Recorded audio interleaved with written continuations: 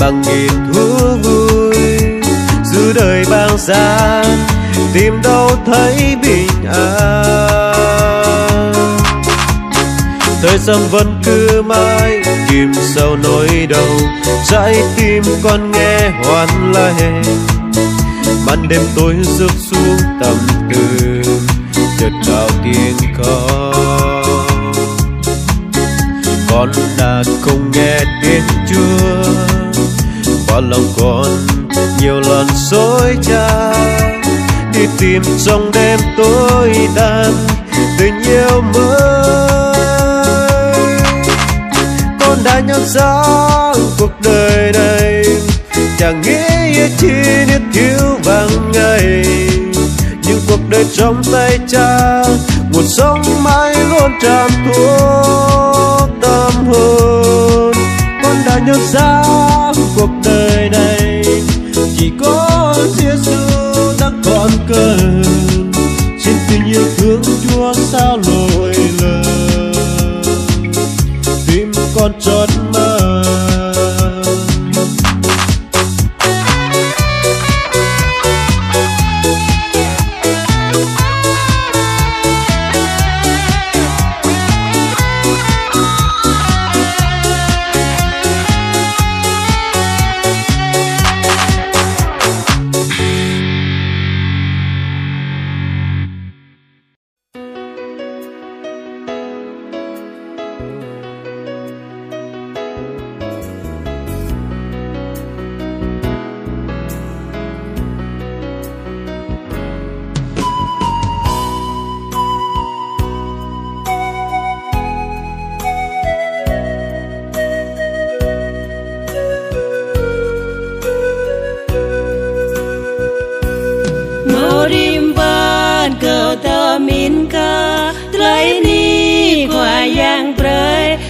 Cha hang ya mơ ta câu mong lên khoe yang tròn rời bi lư lời giấc lời ra noa đêm lời tu an cơ nhu mò ba prei lên ấp lời ca prang prin nhớ nhược làm bi lời giấc ngò ba prei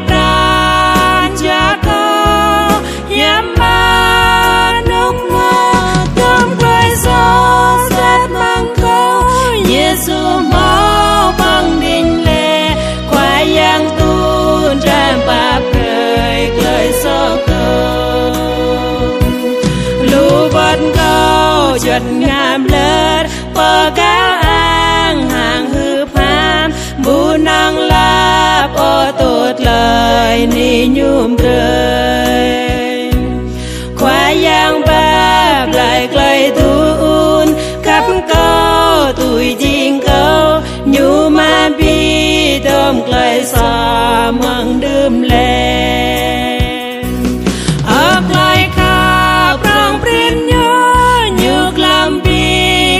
so co pa prai pran cha co yama nong no tom quay so set mang co Giêsu mau băng đình lệ qua yang tu ram pa prai quay so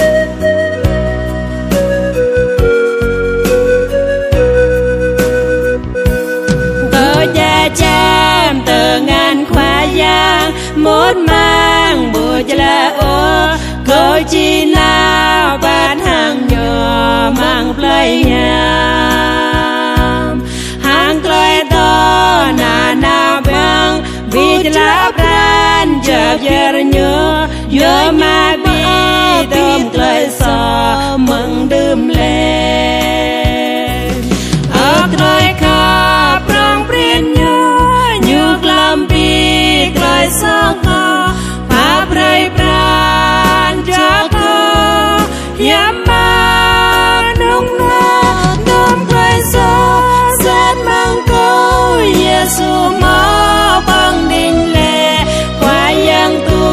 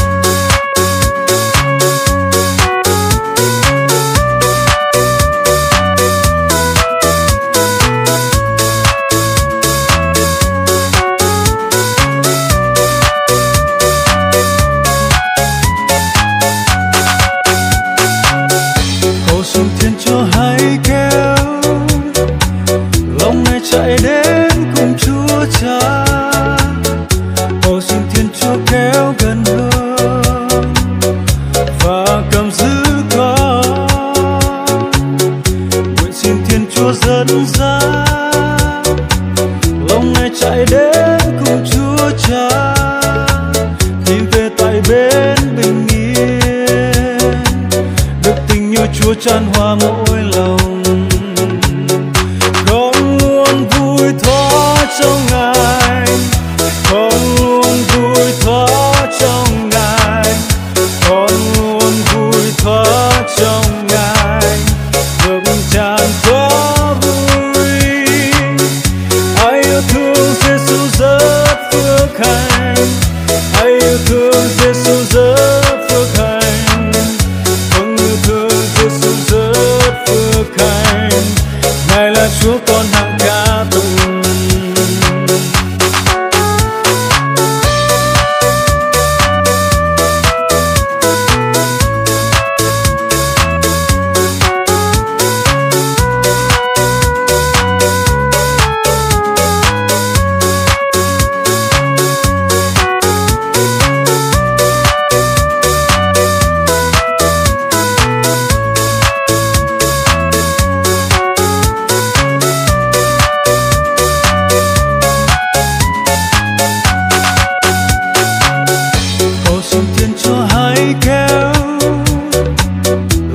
Chạy đến cùng Chúa Cha, cầu xin Thiên Chúa kéo gần hơn và cầm giữ con. Nguyện xin Thiên Chúa dẫn dắt, lòng này chạy đến nhà Chúa Cha, tìm về tại bên bình yên, được tình yêu Chúa chan hòa mỗi lòng. Trong Ngài, con luôn vui thoát trong Ngài, con luôn vui thoát trong Ngài, ngập tràn có vui. Ai yêu thương Giêsu rất phước hạnh, ai yêu thương Giêsu rất phước hạnh, con yêu thương Giêsu rất phước hạnh. Ngài là Chúa con hằng ca tụng.